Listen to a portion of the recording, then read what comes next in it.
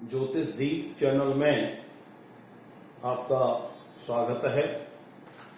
जैसा कि ज्योतिष दीप चैनल के माध्यम से पूर्वमुखी और पश्चिममुखी आवास के विषय में अध्ययन मनन किया जा रहा था। जैसा कि आप सभी जानते हैं कि इस पृथ्वी के ऊपर मुख्य रूप से वैसे 4 दिशा हैं और उन चारों दिशाओं के अलावा 4 दिशा या 4 कोण और बनते हैं। पहली दिशा है पूर्वमुखी, दूसरी है पश्चिम, तीसरा है उत्तर, चौथा है दक्षिण। पूरब और उत्तर के मध्य में ईशान कोण होता है। कुछ आवास जो हैं पूर्वमुखी होते हैं, लेकिन कुछ आवास ईशानमुखी भी होते हैं। इसी प्रकार से कुछ आवास उत्तरमुखी होते हैं और कुछ आवास वायव्य कोणीय होते हैं। कुछ आवास पश्चिममुखी होते हैं और कुछ आवास नैऋत्य कोणीय होते हैं। कुछ आवास दक्षिणमुखी होते हैं और कुछ आवास आग्नेय कोणीय होते हैं। इस प्रकार से 8 दिशाएं इस पृथ्वी के ऊपर होती हैं और उन 8 दिशाओं में किसी न किसी आवास के सामने यदि कोई आवागमन करने का माध्यम, रास्ता, सड़क है, रोड है, तो वह आवास उसी दिशा का कहलाता है। इस आवासीय ज्ञान या उसकी दिशा के अनुसार बनाए गए मकान में किस प्रकार की शुभता होती है और किस प्रकार की अशुभता होती है, इस का हम ज्ञान ज्योतिष दीप चैनल के माध्यम से करा रहे हैं। और आज मैं उत्तरमुखी आवास में क्या शुभता होती है और क्या अशुभता होती है, इसका विश्लेषण करने जा रहा हूं। आप ज्योतिष दीप चैनल को सब्सक्राइब करें और इस वीडियो को बड़े ध्यान से शेयर करते हुए, लाइक करते हुए देखें कि उत्तरमुखी आवास में क्या क्या शुभता और अशुभता होती है। हमारे वास्तु के प्रकांड विद्वान, मर्मज्ञ और वास्तु के ऋषि, मय ऋषि और अन्य ऋषियों का कथन है कि यदि कोई आवास पूर्वमुखी होता है वो बहुत ही शुभ लाभकारी होता है। इसी प्रकार से यदि कोई आवास उत्तरमुखी होता है तो वह भी बहुत ही शुभ लाभकारी होता है। और वह शुभ लाभकारी किस प्रकार से होता है? यदि कोई सुयोग्य वास्तुकार उसकी वास्तु करता है और उस वास्तु के अनुसार उसमें निर्माण कार्य किया जाता है, तो वह आवास, वह मकान बहुत ही शुभ लाभकारी होता है। यदि किसी कारण से वास्तुकार की सलाह लिए बिना या अज्ञानवश या किसी भी अन्य कारणवश उत्तरमुखी आवास में निर्माण कराया जाता है और उसमें वास्तु के सिद्धांत सूत्रों को ध्यान में नहीं रखा जाता है, तो उस समय अनेक प्रकार की पीड़ाएं, अशुभताएं पैदा हो जाती हैं, जो ग्रह स्वामी को विशेष रूप से कष्ट और पीड़ा देती है। और उन कष्ट पीड़ाओं को दूर करने के लिए, उनसे मुक्ति पाने के लिए आज हम उत्तरमुखी आवास में क्या क्या ध्यान रखना चाहिए और किन सूत्रों, सिद्धांतों का पालन करना चाहिए और उनके अनुसार निर्माण कार्य कराना चाहिए, इस पर विस्तृत रूप से चर्चा करने जा रहे हैं। जैसा कि उत्तरमुखी आवास सबसे ज्यादा बहुत ही शुभ लाभकारी होता है। उत्तरमुखी आवास विशेष रूप से स्त्री और धन का कारक है, क्योंकि उत्तर में मुख्य और भल्लाट दो ऐसे ग्रह देवता हैं, ऐसे देवता हैं जो अपार लक्ष्मी देते हैं, धन देते हैं और वंश वृद्धि के लिए सुसंस्कार महिला देते हैं। यदि इस पर विशेष रूप से ध्यान रखा जाता है तो वह आवासीय स्वामी, ग्रह स्वामी धन और स्त्री से संपन्न रहता है, प्रचुर लाभ प्राप्त करता है, घर में सुख शांति बना करके आराम पूर्वक जीवन व्यतीत करता है। यदि किसी आवास में रहने वाली महिला किसी भी तरह से पीड़ित है तो वह घर सुव्यवस्थित या विधिवत रूप से नहीं चलता है। इसलिए इस आवास, उत्तरमुखी आवास में विशेष ध्यान रखने वाली बात है। दूसरा, हमारे वास्तु के मर्मज्ञों ने इसमें बताया है कि जो उत्तरमुखी आवास है, यदि उसका निर्माण कार्य शुरू किया जाए तो निर्माण करते समय सबसे पहले सर्वप्रथम उसके मुख्य द्वारों को निश्चित कर देना चाहिए। और उन मुख्य द्वारों में मुख्य और भल्लाट दो नाम के गेट बनते हैं। उन दोनों स्थानों पर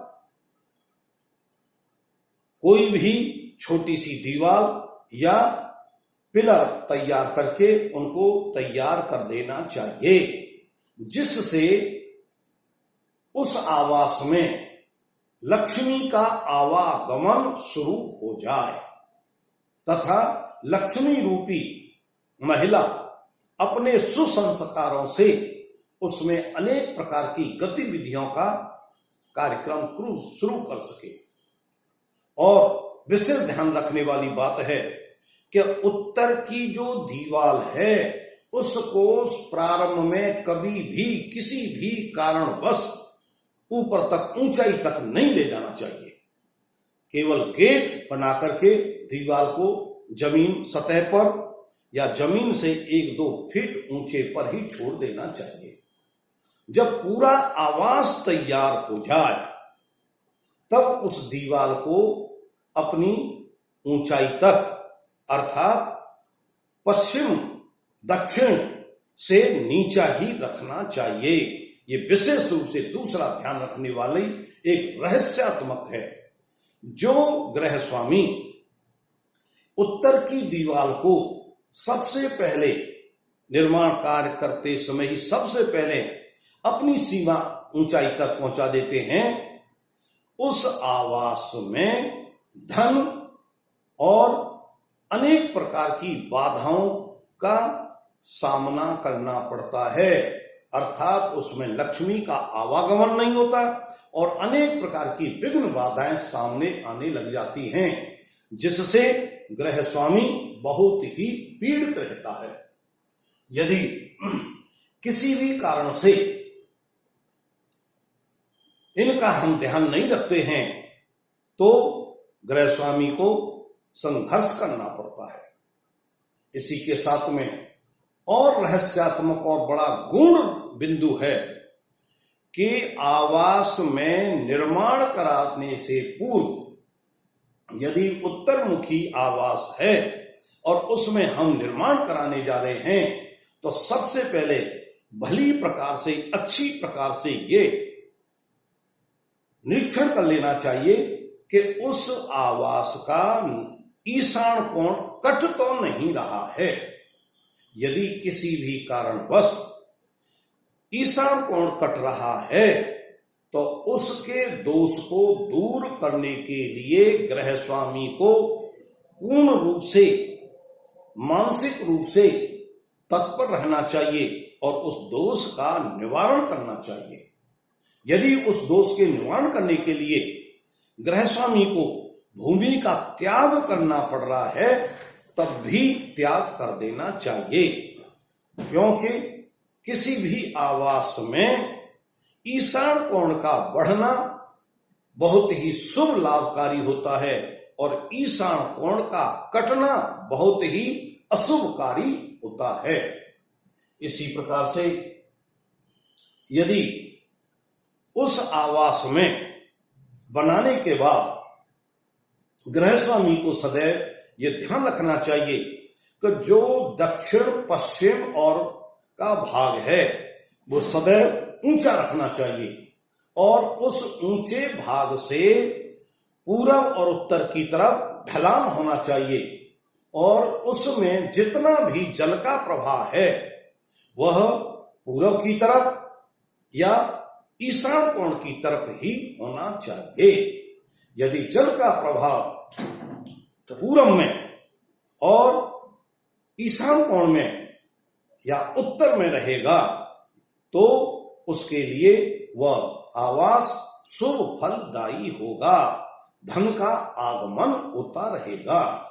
यदि किसी कारणवश या किसी अज्ञानवश ये ढलान, जल के प्रवाह का ढलान उल्टा कर दिया जाता है, पूरब, उत्तर और ईशान कोण से दक्षिण या नैऋत्य कोण की तरफ कर दिया जाता है, तो बहुत ही अशुभकारी होता है, जिसका विशेष रूप से ध्यान रखना पड़ता है। यदि वह आवास बनाने के बाद में उसमें किसी भी कारणवश गृहस्वामी को किराएदार रखना पड़ता है, तो किराएदार को कभी भी आवास के साउथ वेस्ट में नहीं रखना चाहिए। साउथ वेस्ट में गृहस्वामी को रहना चाहिए और किराएदार को ईस्ट, नॉर्थ ईस्ट या ईस्ट में, नॉर्थ में, नॉर्थ ईस्ट या ईस्ट में ही रखना चाहिए, जिससे लक्ष्मी का आगमन होता रहेगा और मानसिक शांति मिलती रहेगी। इस प्रकार से यदि उस आवास में किसी भी तरह से हमको जो सूत्र सिद्धांत दिए गए हैं उन सूत्र सिद्धांतों को, वास्तु के सूत्र सिद्धांतों का विशेष रूप से नियमों का पालन करना चाहिए। जैसे कि सदैव रसोई घर अग्नि कोण में ही बनाना चाहिए। यदि अग्नि कोण में बनी हुई रसोई है, चाहे वो एक प्रकार से सुविधाजनक हो या असुविधाजनक हो भौतिक रूप से, लेकिन सदैव अग्नि कोण में ही रसोई घर बनाना चाहिए। और जो रसोई घर अग्नि कोण में बनता है तो उस गृहस्वामी